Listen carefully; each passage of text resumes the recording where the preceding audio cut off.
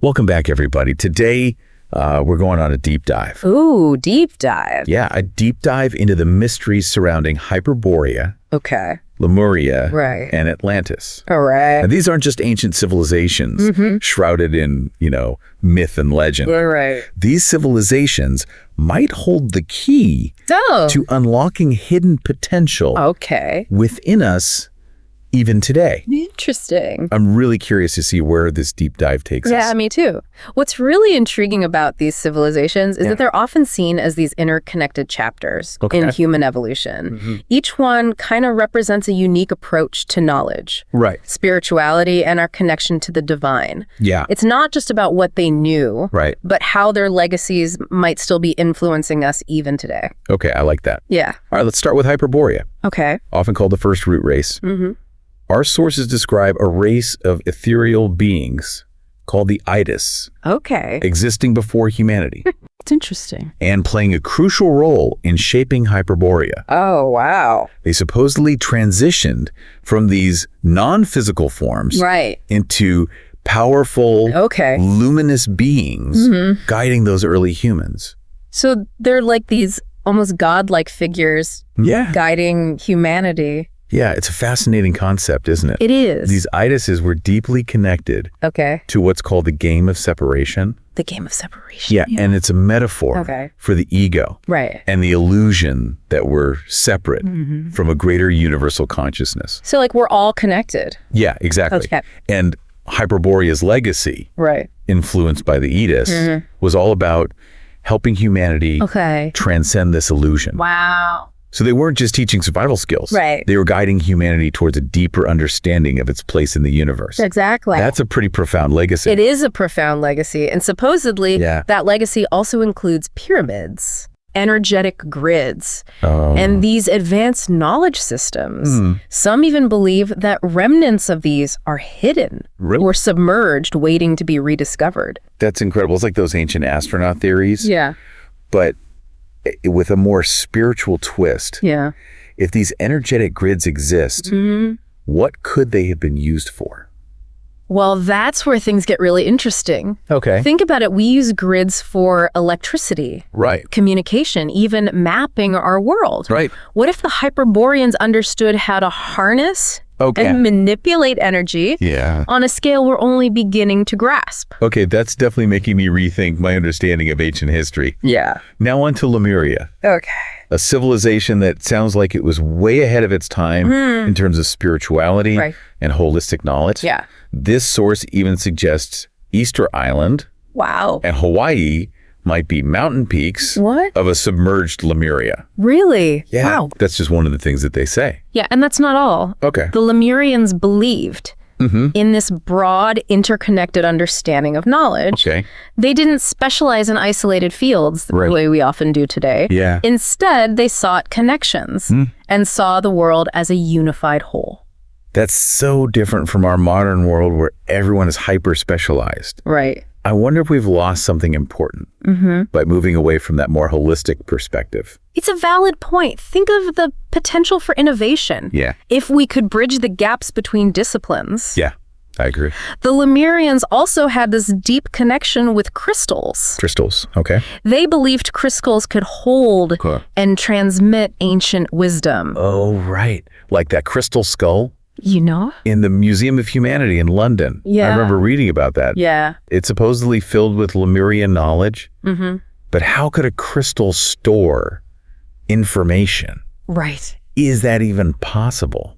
Whether it's literal or symbolic, it's a fascinating concept. Yeah. It suggests that knowledge might not always be bound to books or technology. Perhaps there are other subtler ways that information can be encoded and transmitted ways we're only beginning to understand. That's a really thought-provoking idea. Yeah. It makes you wonder what other forms of knowledge might be out there just waiting to be discovered. Yeah. Okay. Ready to move on to the civilization everyone's heard of? Yeah. Atlantis. Atlantis. Atlantis is often portrayed as technologically advanced with a focus on reason and material progress. Okay. It's a civilization that in some ways feels both familiar and a bit unnerving. Yeah, I could see that. Yeah, it's like looking in a mirror, isn't it? Yeah, a little bit. We're also heavily reliant on technology and often prioritize material wealth over spiritual growth. Yeah. But our sources suggest that this very focus might have led to Atlantis's downfall. That's right. The belief is that Atlantis became so focused on technology and material pursuits that they lost touch with their spiritual core. Yeah. It's a cautionary tale that we'd be wise to consider. It definitely makes you think about the direction we're heading in. Yeah, it does. But there's another fascinating element to Atlantis. Okay. The 7 Great Brothers. Oh, yeah, the 7 Great Brothers. They were apparently advanced spiritual beings who incarnated across different civilizations to guide humanity. So they're like guardians, almost. Yeah. One example is Thoth. Oh, okay. Who became a high priest in Atlantis. Trying to steer them towards a more balanced path. Trying to get them back on track. It's as if they were trying to prevent Atlantis from repeating the mistakes of the past. Interesting. It sounds like something out of a superhero movie. It does, yeah. These enlightened beings intervening throughout history to nudge humanity in the right direction. Yeah. But did it work? Right. Did anyone listen? That's the question. Well, that's where the story of Ramta comes in. Oh, Ramta. Okay. He was a Lemurian warrior. Okay. Who supposedly achieved enlightenment after witnessing the Atlanteans' destructive tendencies. He saw it all. He represents a different perspective. Right. One of detachment and inner transformation. Okay. Rather than direct intervention. Interesting. So we have Thoth. Yeah. Trying to work within the system. And Ramta choosing a path of individual enlightenment. Yeah, 2 different approaches. It's like 2 sides of the same coin. Yeah. Both offering valuable lessons for us today. Exactly. Their stories highlight these complex choices we face as individuals and as a society when it comes to knowledge, power, and spiritual evolution. Okay, that's a lot to take in. It is. We've got these 3 incredibly advanced civilizations, each with its own unique strengths and weaknesses. Yeah. All interconnected and influencing the course of human history. Right. It's mind-boggling. Yeah. And we've only just scratched the surface. Oh, really? In the next part of our deep dive. Okay. We'll explore how these civilizations interacted. Okay. How their legacies intertwined. Right. And what it all means for us today. I'm already hooked. Can't wait to see where we go from here. Yeah, me too. So before we jump into the connections between these civilizations, what stands out to you so far from what we've discussed? Honestly, it's all pretty mind-blowing. Yeah. I mean, we're talking about civilizations with technology and spiritual practices that we can barely comprehend. Yeah. Even today. I know, it's amazing. It makes you wonder if our understanding of history is just the tip of the iceberg. I agree. And that's the beauty of exploring these ancient mysteries, right? It challenges our assumptions and invites us to consider alternative perspective on our past, present, and future. Speaking of connections, this source mentions the gods of Meru. Oh, gods of Meru. These beings supposedly traveled from Lemuria to South America. Wow, interesting. Bringing with them the solar disk. The solar disk, okay. An advanced knowledge that influenced ancient cultures there. Yes, the solar disk. So they brought knowledge from Lemuria to South America. Right. It's a recurring symbol in many ancient cultures. Okay. Often associated with the sun, power, and divine knowledge. Right. Some believe that the Lemurians, through the gods of Meru, helped seed these concepts in South America. Interesting. Influencing the development of civilizations like the Inca and Maya. That's incredible. It suggests a level of global interconnectedness that we rarely acknowledge in traditional historical narrative. Exactly. And it reinforces the idea that knowledge and wisdom weren't confined to isolated pockets, but flowed across continents, enriching and influencing different cultures. So we have these 3 incredible civilizations. Yes. Each with its own unique approach to knowledge and spirituality, all interconnected. Yeah. And influencing the course of human history. Yeah, it's pretty amazing. And a lot to wrap your head around. It is, but if we step back and look at the bigger picture, some intriguing patterns emerge. Notice how each civilization seemed to excel in a particular domain. Okay. Hyperborea, with its focus on transcending the illusion of separation. Right. Emphasized spiritual connection and energy mastery. And then Lemuria seemed to champion holistic knowledge and a deep connection to the earth. Right. They were all about balance and understanding the interconnectedness of everything. Precisely. And then we have Atlantis. Right. Pushing the boundaries of technology and material progress. Yeah. It's as if each civilization represented a different facet of human potential, a different path towards understanding ourselves and the universe. But what happened? Yeah. If they were so advanced, why did they disappear? Well, the sources suggest that both Lemuria and Atlantis, despite their advancements, faced challenges. Lemuria, with its emphasis on spiritual development, might have become too detached from the material world, unable to adapt to changing circumstances. And Atlantis, with its focus on technology, may have lost sight of its spiritual core, leading to a kind of self-destruction. That's right. Their stories seem to suggest that balance is key. We need both a strong connection to our spiritual selves and a grounded understanding of the material world. It's like that saying, too much of anything is bad. Yeah, exactly. Even knowledge and technology. Right. When pursued without balance can lead to unforeseen consequences. A valuable lesson for us today, wouldn't you say? Absolutely. Yeah. Especially in a world where technology is advancing at such a rapid pace. Yeah. We need to be mindful of the potential pitfalls. Right. And ensure we're using technology to enhance our lives, not control them. I couldn't agree more.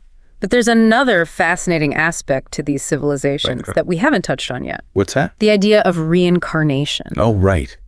This source mentions souls reincarnating across different eras. Yeah. Continuing their mission of helping humanity evolve.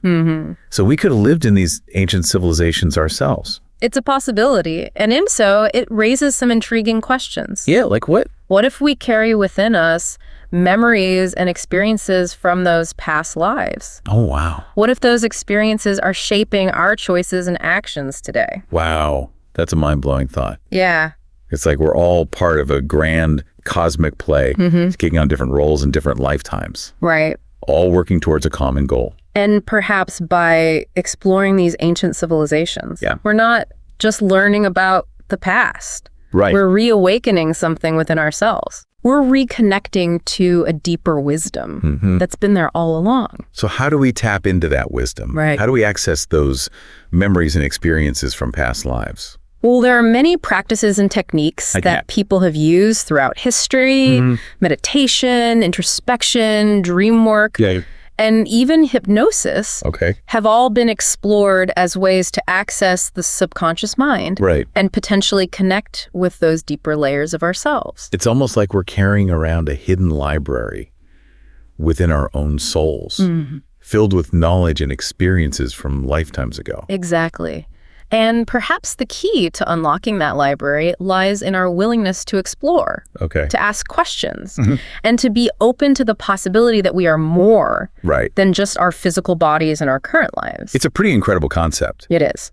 But even if we can't literally access memories from past lives, I think there's still a lot we can learn from these ancient civilizations. Absolutely. Their stories offer valuable insights into the human condition, the nature of knowledge, and the importance of balance in all aspects of life.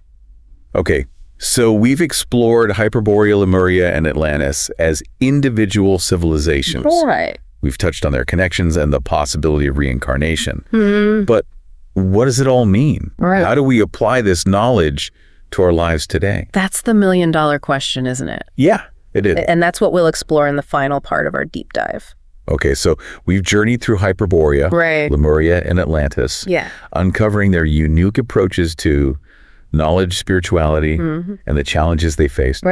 We even touched on the mind-blowing idea. I know. That we might carry echoes of these civilizations within us through reincarnation. Yeah, it's a fascinating concept. It is, but how do we actually integrate these insights into our modern lives? Yeah, that's the real question. Yeah, how do we take all this ancient wisdom and make it relevant today? That's the crux of it, isn't it? Yeah. It's not about romanticizing the past. Right. Or trying to recreate these civilizations exactly. Yeah. It's about distilling their wisdom. Okay. And applying it to the very real challenges we face today. Okay, that makes sense. Where do we even begin? Right. These civilizations were so different from our world. Well, perhaps the most obvious parallel is with Atlantis and our own technological advancement. Okay, so you're saying we're like Atlantis. Well, in some ways, yes.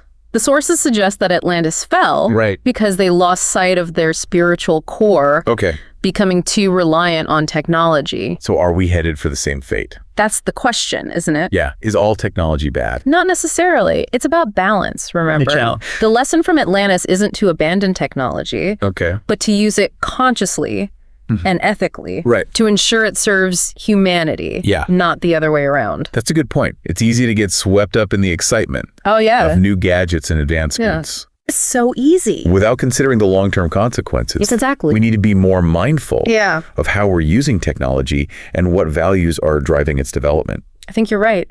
Ask yourself, does this technology connect me to my community and the natural world? Or does it isolate me? Does it promote well-being and sustainability? Or does it exploit resources and people? Those are some tough questions. They are. But important ones. Yeah. It's like we need a new ethical framework for the digital age. One that draws upon ancient wisdom, but also addresses the unique challenges of our time. I think you're right, and perhaps that's where the lessons from Lemuria come into play. Their holistic approach to knowledge could be incredibly valuable. You mean the idea that everything is interconnected? Yeah. That we need to see the bigger picture? Precisely. In our modern world, we tend to specialize, dividing knowledge into isolated fields. Yeah, we put everything in boxes. Exactly. But the Lemurians understood that everything is connected. They saw the world as a unified whole, recognizing the interplay between the physical, mental, and spiritual realms. That's such a different way of thinking. I wonder what kind of breakthroughs we could have if we embrace that more holistic perspective. It's an interesting thought, isn't it? It is. Think about it. What if we could bridge the gap between science and spirituality? Between technology and art?